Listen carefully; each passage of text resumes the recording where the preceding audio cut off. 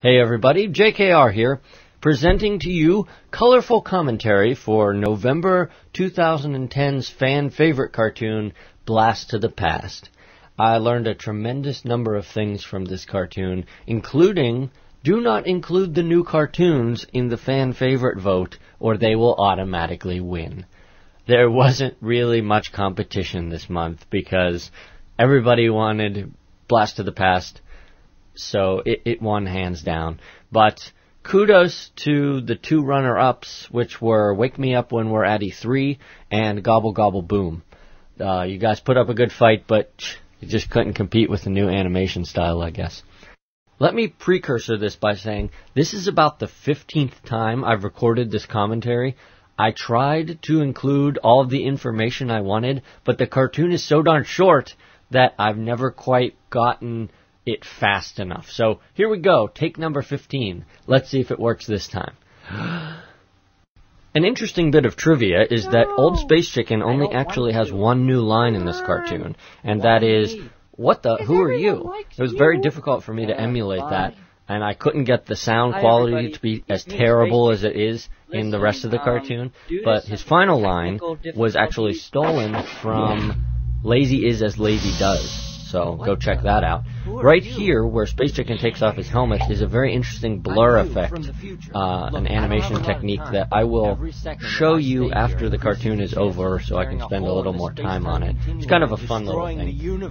Right here, where Space Chicken opens his watch, oh, look at that. That took me 2 hours to do. I obsessed over it, and it turned out great. I loved it, but you never notice those little details, and it takes you so long to animate them.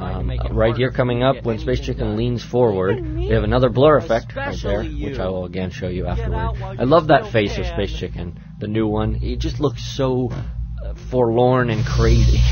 And right there where the portal disappears and little trails come off of it, I wanted desperately to spend more time on that, but I couldn't. Blur effect here on Fred. It's funny, when I animated that Fred movement, I loved it, and I was like, this is the best thing ever. Now that I've done one more cartoon, a 3-2-1 relaunch part 5, I hate it. It's ugly. I want to go back and fix it, but I can't. So, and just like that, the cartoon is over.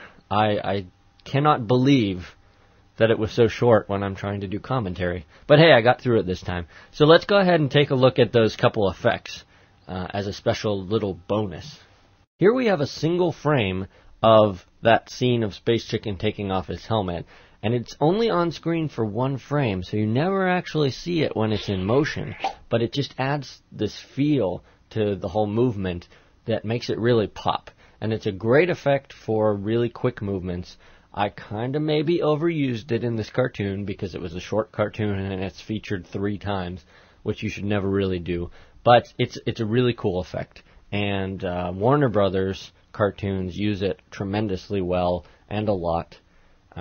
They're just like the pinnacle of this effect. So I was happy to include it in some of the new Fred cartoons. This was me kind of feeling my way through the effect so that I knew when to use it and when not to. For example, here's the second time it's used in the cartoon when Space Chicken lunges forward to yell at Fred. And then finally, when Fred appears at the end, there's the effect again. In terms of usefulness, I absolutely needed to use it when Space Chicken took his helmet off. When he was leaning forward, yeah, I could probably get away with that. It's kind of iffy.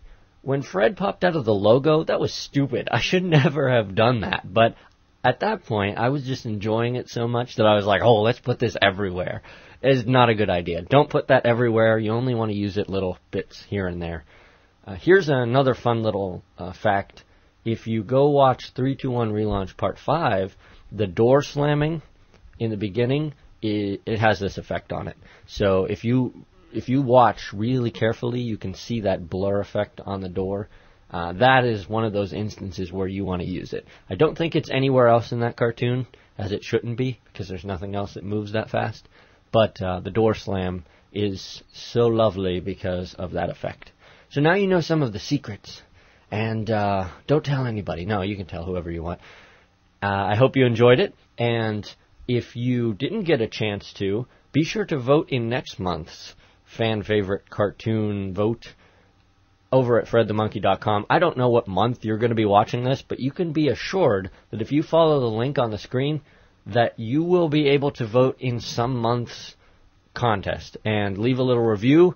I appreciate everybody who's voted and given their thoughts on the cartoons, and I can't wait to see who wins next month, because it's sure not going to be one of the new cartoons, as I'm not including them in the list. Oh, it's going to be an old one. So let's see who wins. And then the following month, I have a funny feeling I know who's going to win. But we'll see. We'll see. I hope you enjoyed the special Fred presentation, and have a good day, everybody.